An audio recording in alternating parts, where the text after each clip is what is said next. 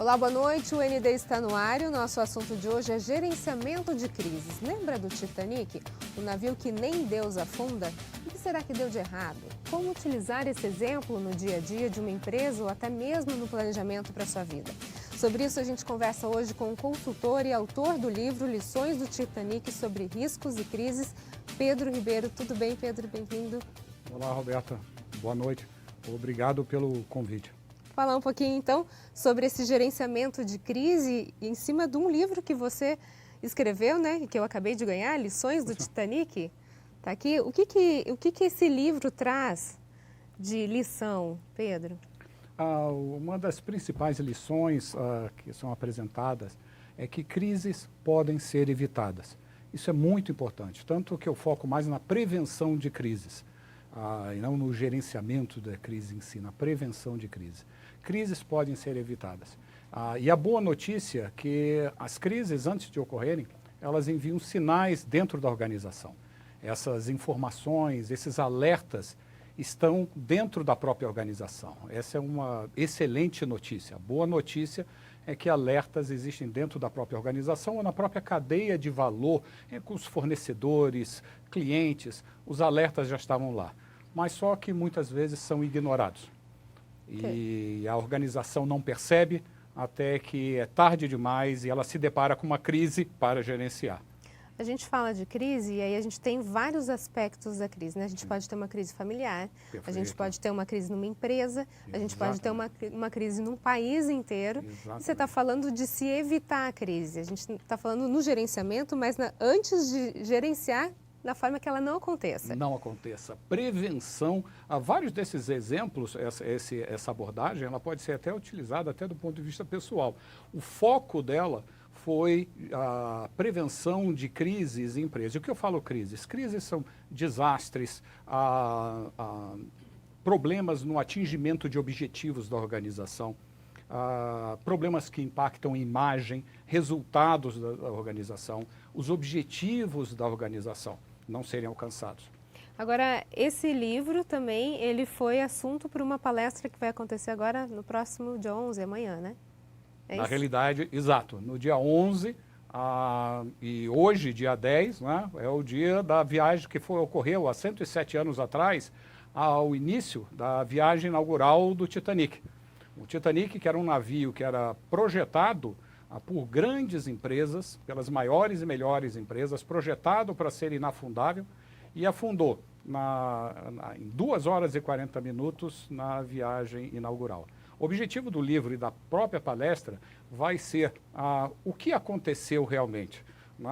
Por que um navio construído pelas melhores e maiores empresas, projetado para ser inafundável, afundou? E o que em 2 horas e 40 minutos durante a viagem inaugural? E o que as organizaçõões podem aprender com isso? Inclusive até os participantes do evento podem aprender com isso. É possível, então? Sim.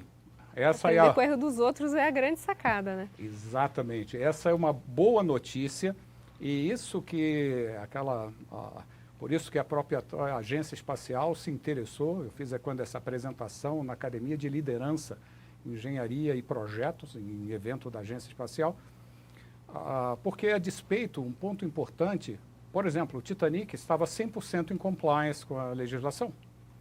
Então, existem todos os sistemas de riscos, gestões de riscos, compliance, são todos eles importantes, necessários.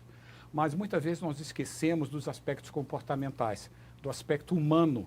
Só para a gente explicar um pouquinho melhor para os nossos telespectadores, você está falando que nos aspectos legais estava tudo ok, né? Tudo ok. Ela estava de acordo com a legislação, perfeitamente de acordo. Então, estamos seguros.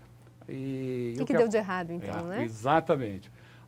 Uma das lições principais, né, como eu mencionei, tanto do livro quanto da palestra, é que crises podem ser evitadas. A boa notícia, e existem sinais dentro da própria organização, que muitas vezes a organização não capta até que seja tarde demais. A boa notícia é que pesquisas indicam que até 90% dos colaboradores, dos funcionários que estão envolvidos com um determinado projeto, com uma determinada situação, eles podem dizer com uma certa antecedência se a coisa está indo para o lado correto ou não. Você falou em sinais, Pedro. Esses principais sinais, você acha que eles são dados através do comportamento dos integrantes? Sim. Eu vou dar um exemplo. Numa organização, um determinado funcionário diz, olha, eu levanta um risco que ele percebe. E muitas vezes a reação pode ser, não seja pessimista. Só as atitudes e comportamentos, muitas vezes, da liderança, quando eu falo liderança, nos diversos níveis, não seja pessimista. Nossa empresa é a maior empresa do setor. E o que tem de acontecer? O funcionário se cala nesse momento. Aquele sinal, aquele alerta é perdido. Você acha que isso é um excesso de confiança? Pode ser? Perfeito. Excesso de confiança foi um dos termos até utilizado pelo inquérito que investigou o afundamento do Titanic em 1912. E um dos resultados desse relatório é uma pena que o excesso de confiança cegou a equipe para essa... Agora, nesse caso específico, houve algum sinal comportamental de que haveria essa crise, esse desastre? Sim, ou pelo menos não um desastre. É muito interessante essa pergunta. Por exemplo, o Titanic saiu com menos botes salva-vidas do que o necessário para o número de passageiros. Me pergunta, como isso aconteceu? Ele precisaria de, no mínimo, 32 botes salva-vidas. O ideal seriam 48 botes salva-vidas. Por quê? Ele era o maior objeto móvel já feito pelo homem. Mas se estava dentro da legislação, então deveria ter. Deveria ter. Mas o que acontece? A legislação normalmente está defasada. Ela não consegue acompanhar o desempenho e a velocidade das empresas. Então, o que acontece? O Titanic tinha 46 mil toneladas de arqueação bruta, e a legislação havia sido baseada em navios de 10 mil. O engenheiro responsável da empresa fornecedora, a empresa parceira que construiu o Titanic, tentou avisar a administração e disse, olha, esses botes salva-vidas seriam, no mínimo, 48, ou poderíamos até conviver com 32 botes salva-vidas. Mas a empresa contratante, ela disse, o que a legislação manda? Disse, apenas 16 botes salva-vidas. Então vamos colocar 4 a mais e ficamos com 20, estamos excedendo os requisitos da legislação. Estamos previa que poderia acontecer algo dessa magnitude. Dessa natureza. Né? E o que acontece, o engenheiro, na realidade era um diretor de engenharia, o arquiteto do Titanic, ele tenta insistir, como ele não consegue se fazer escutar, ele acaba saindo da organização. Em outras palavras, chega a um determinado ponto e fala, cansei. Né? Pega suas coisas e vai embora. Abandona, que é o que acontece em muitas empresas hoje, né? Muitas empresas. O funcionário não consegue ser ouvido, vê que a sua voz não é importante e segue seu rumo. E ele percebe que a organização está indo numa direção talvez errada e ele não quer participar. Por isso que isso tem um impacto.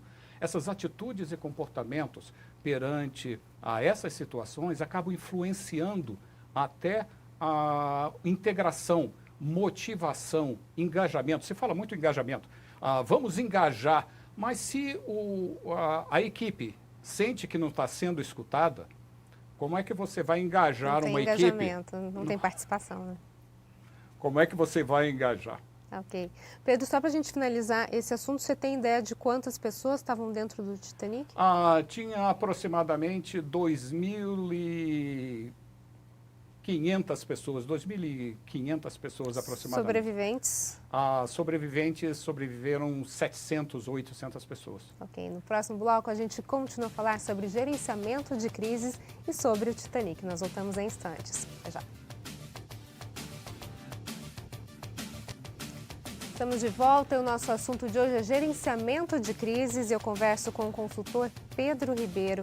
Pedro, a gente está falando sobre o Titanic, né? Dia 10 de abril, isso. Dia da inauguração dele. Exatamente, da viagem inaugural. Quer dizer, tem muita coisa para a gente pensar hoje, né? Para a gente não afundar. Exatamente. aprender as lições que o Titanic nos ensinou. A gente pode dizer que essa foi a maior tragédia quando a gente fala, de repente, nesse sistema de navegação? Sim, em tempo de paz, exatamente. No seu livro, que a gente está falando, você aborda um modelo dos 5 estágios de uma crise, né? Ela passa por 5 fases até ela ser instalada. Exatamente. Quais são esses 5 modelos? Os 5 estágios, é muito interessante esse ponto, porque eu utilizo, inclusive, o modelo dos 5 estágios de uma crise, que eu também apresentei na Agência Espacial, porque durante a palestra eu levo os participantes a uma viagem de volta ao Titanic. E como mapa dessa viagem de volta, eu utilizo o modelo dos 5 estágios de uma crise. Quais são esses 5 estágios? O primeiro é o pré-crise. O que é o pré-crise?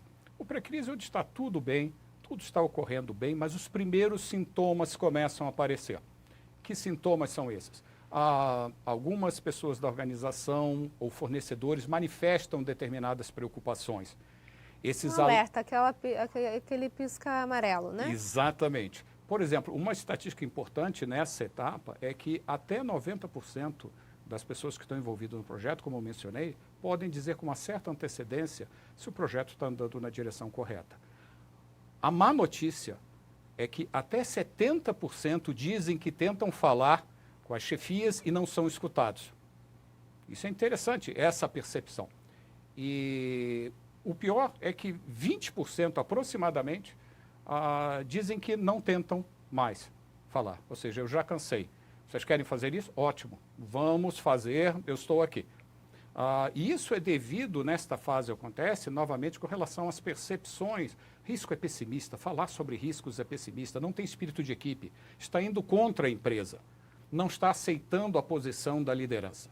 Então, se isso não for discutido alinhado, esses sinais passam despercebidos da organização. Agora, existe uma forma certa de falar também, né? Porque às vezes a forma como você coloca, você pode agredir e realmente você coloca uma barreira para quem está ouvindo, não consegue entender qual é a mensagem que é em favor do crescimento da empresa, né? Exatamente. Acho que esse é o grande ponto. Esse é tão importante que eu tenho até uma palestra também, que é parte da sequência de palestras associadas ao Titanic, é como falar sobre risco sem parecer um pessimista. Falar com a alta administração, falar com o seu chefe. Mas toma cuidado, não é tão ruim assim.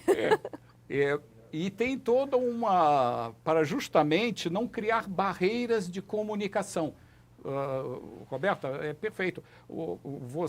A forma como o subordinado fala com o chefe, ele mesmo pode começar a criar uma barreira de comunicação. Então, temos percepções e atitudes e comportamentos dos dois lados. Sim. Então, por isso que dentro dos workshops eu tenho sessões de trabalho em que as equipes trabalham na identificação e na percepção desses elementos. Eu acho que ainda dentro desse ponto, né, Pedro, a gente tem a questão da inteligência emocional que precisa ser dos dois lados. Perfeito. Né? Então, assim como o chefe, o gestor, às vezes quer mostrar poder e de uma forma antiga, né, colocando poder e força e às vezes não existe a questão da colaboração com o seu funcionário, acaba perdendo. Da mesma forma, quando o colaborador não consegue se expressar de uma forma que ele construa algo, né? Ao invés de parecer que ele está destruindo o processo do seu gestor. Exatamente. Está tendo uma atitude negativa. Então, aprender a falar sobre riscos, aprender a identificar crises em informação. Isso é algo que, por isso que a própria Agência Espacial se interessou por algo, que eu tenho outra ferramenta, eu posso falar mais à frente, que é o mapa de percepção de riscos. As diferenças de percepção, elas não podem ficar alinhadas. Então, em algumas vezes, eu vejo em algumas organizações o desalinhamento, que são, na realidade, oportunidades de comunicação. Eu vou dar um exemplo. Numa determinada organização, até 60%, 70% da equipe que estava envolvida num projeto que era crucial para a organização, achava que aquele projeto ia ser um desastre anunciado. A administração, a alta administração e a chefia, achava que o projeto estava tranquilo, que ia ser um sucesso. Então, quando você tem essas diferenças de percepção, se elas não são discutidas, se as barreiras de comunicação, elas continuam, isso gera o que se chama surpresas previsíveis. Ou seja, são os desastres anunciados. Muitas vezes o alerta vem da própria mídia. Vamos examinar um dos casos, muitas vezes você olha na mídia diariamente, aconteceu uma surpresa, a administração não sabia. No dia seguinte começa a aparecer relatório X, tentou avisar a organização. E-mails internos da organização indicavam que ia ser um fracasso. O fornecedor já havia falado a gente teve esses tempos, o desastre em Brumadinho é um exemplo disso. Que acabou sendo exatamente, acaba sendo exemplos padrão, em que a alta administração, por exemplo, quando o Titanic afundou, o vice-presidente da organização disse, eu não posso imaginar, o Titanic é inafundável. Como o Titanic afundou? Então, e realmente ele não tinha essa visão. Então, nessa pré-crise, é uma excelente oportunidade para se identificar esses alertas. Esses alertas podem vir da imprensa, da mídia, de outros departamentos, de outras áreas. Muitas vezes as organizações constroem silo. O departamento A não conversa com o departamento B. O departamento A fala, eu vou colaborar com o DB, porque eu tenho a minha própria meta. Vou dar um exemplo. O Titanic colidiu com o iceberg que ele mesmo alertou. Puxa, o Instituto Hidrográfico, essa é a pergunta. Isso eu tenho um documento, eu mostro isso na palestra. O Instituto Hidrográfico, tem até no livro, no Instituto Hidrográfico, ele quando viu, Titanic envia alertas de iceberg, latitude tal, longitude tal. Mais à frente, Titanic bate e colide com iceberg e afunda, latitude tal, longitude tal. E o Instituto Hidrográfico ficou sem saber o que aconteceu. O Titanic colidiu no iceberg que ele mesmo avisou. Mostrar que ele estava certo, que o iceberg estava ali mesmo. E investigações na época identificaram o que tinha ocorrido. Vamos chamar o departamento de mensagens do Titanic, a área de telégrafo, tinha como meta enviar mensagens pagas. Qualquer coisa que interferisse estava interferindo nas metas do departamento, da área de foco. Chega uma mensagem e diz o seguinte, iceberg, latitude tal, longitude tal. Transmita todos os navios na área. Não falou especificamente, transmita para o seu comandante. Nossa. E o que acontece? Ele transmitiu, inclusive, para o Instituto Hidrográfico e disse, isso aqui eu mando depois, porque ele estava atrasado no envio de mensagens pagas. Você imagina o telégrafo na época do Titanic, era como o WhatsApp hoje. Agora você imagina um WhatsApp pago e a empresa parceira que operava o telégrafo, ela recebia por mensagens pagas. A meta dos operadores era aumento de mensagens pagas. E eles estavam atrás das metas deles. Então, o que acontece? A mensagem não chega ao comando do navio. Ele recebe, 40 minutos antes do desastre, o departamento, a área, né, eu chamo de departamento, a área responsável recebe um alerta. Um navio, que era o Carpathia, ele havia, o Califórnia, ele havia parado por causa do cinturão de gelo. E ele alerta, estou parado em frente ao cinturão de gelo. E sabe o que o operador do telégrafo faz? Pare de me atrapalhar, eu tenho que trabalhar. Nossa, gente. Aí é difícil, né?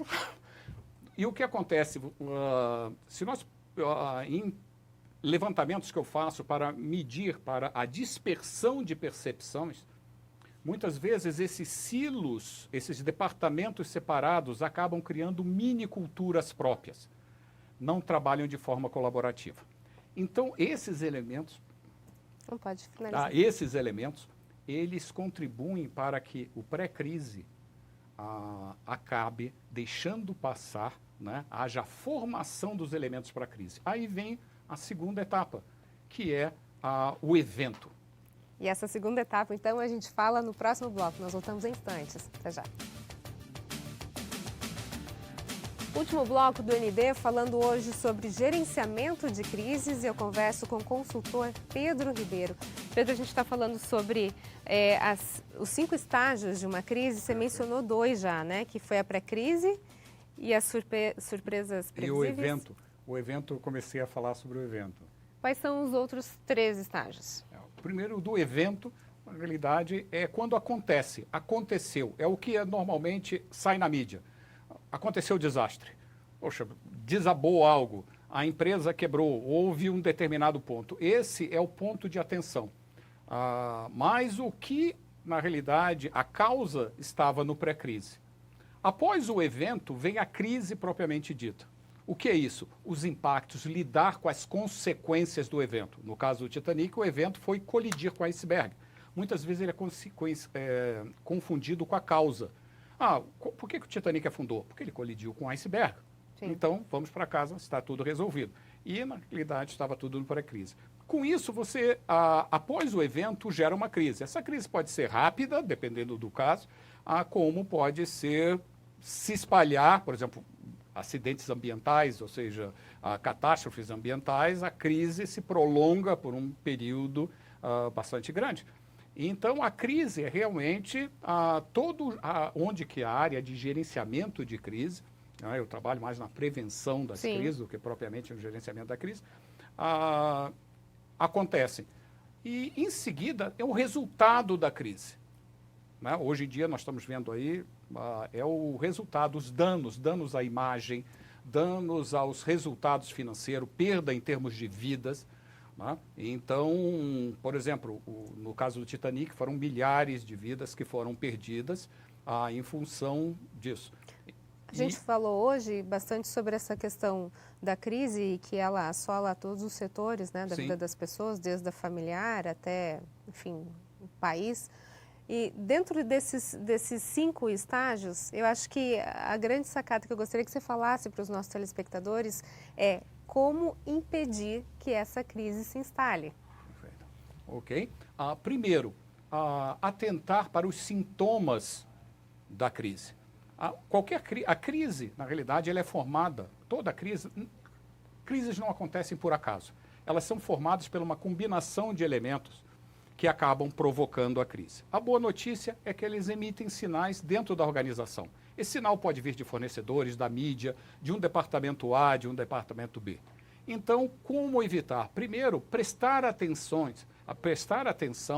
nos sinais que vêm da própria organização. Escutar a organização nos diversos níveis. Como que eu mencionei, será que a organização está alinhada realmente com os objetivos?